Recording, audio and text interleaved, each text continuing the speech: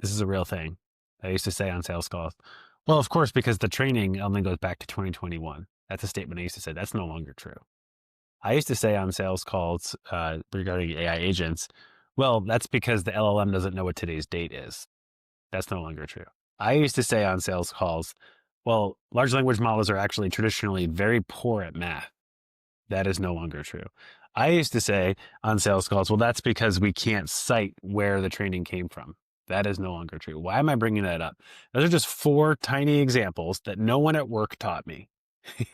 That if I said those to tomorrow on a call, I'm looking really silly if my buyer is at all educated on AI, right? And I had to learn that on my own by filling my social media feed and my podcast feed with everything AI. And I'm always trying to absorb this knowledge. It changes every single day what's going down, right?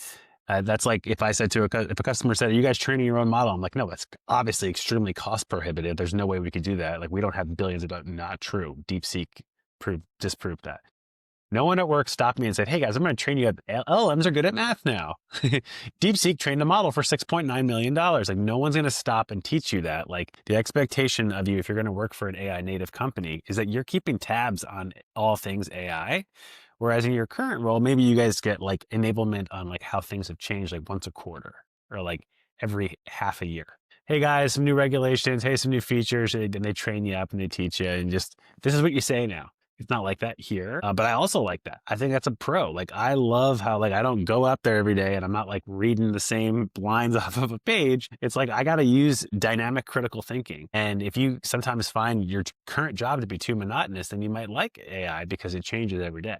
So I'll leave with that, but I do want to echo what you said. Like reach out to us. If you're listening to this podcast, reach out. We're glad to make introductions for you where we can or help you out with some information. Yeah. And if you do come into AI, welcome to the jungle. It's it's a wild ride, but I wouldn't be anywhere else.